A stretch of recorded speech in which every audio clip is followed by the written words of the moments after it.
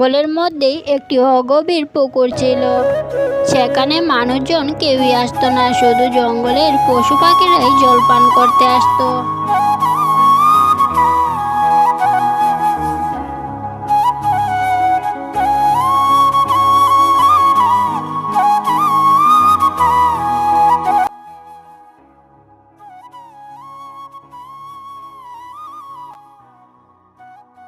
একদিন এক তৃষ্ণার্ত মহিষ ওই পুকুরে আসলো জলপান করার জন্য। মহিষটি নদীর ধারে এসে যেই না জলপান করতে যাবে, এমন সময় কোথা থেকে সেখানে একটি সিংহ চলে আসলো আর বলল, তুমি আগে জলপান করার চেষ্টা করো না, আমার ক্ষমতা বেশি, তাই আমি তোমার আগে জলপান করব, বুঝেছো? তুমি যা ভাবছো তা ঠিক নয়। তোমার দ্বারে যেমন ধারালো দাঁত ও নখ রয়েছে, ঠিক তেমনি আমার দ্বারেও তরোয়ালের মতো ধারালো শিং দুটো রয়েছে। আমি আমার এই শিং দুটো দিয়ে তোমার শরীরটাকে এপার ওপার করে দিতে পারি, বুঝেছো?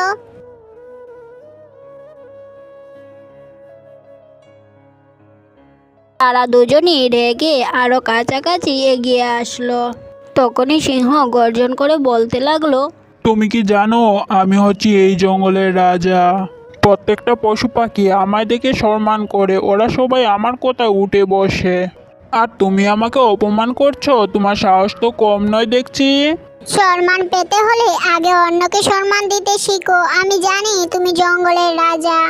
জঙ্গলের সকল জন্তুরা তোমাকে দেখে ভয় পায়, কেউ তোমাকে ভালোবাসে না। আমি হলাম মহিষের দলপতি। তারা যখন বিপদে পড়ে আমি তাদের বাঁচানোর জন্য প্রাণপণে চেষ্টা করি।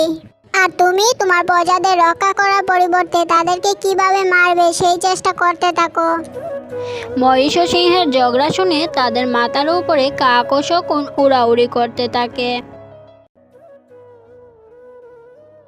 মহিষ ও সিংহের ঝগড়া থেকে কাক ও শকুন বলাবলি করতে থাকে, যুদ্ধে মহিষ বা সিংহ যেই মারা যাক না কেন, আমরা তো সবাই মাংস খাবো, আমাদের তো কোনো বাদ বিচার নেই। আজ হবে আমাদের সকলের মহাভোজ, কি আনন্দটা না হবে। কাক ও শকুনের মুখে এইসব কথা শুনে সিংহ ও মহিষ ভাবলো, আমরা দুজন একেবারেই বোকা। যুদ্ধের আর কোনো দরকার নেই, চলো আমরা দুজন মিলে একসাথেই জল পান করি। পর সিংহ ও মহিষ মিলে দুজনেই জল পান করলো। এরপর থেকে তারা দুজনেই খুব ভালো বন্ধু হয়ে গেল। কাক ও শকুনের মহাভোজ আর হলো না, তারা ব্যর্থ হয়ে সেখান থেকে চুপচাপ চলে গেল।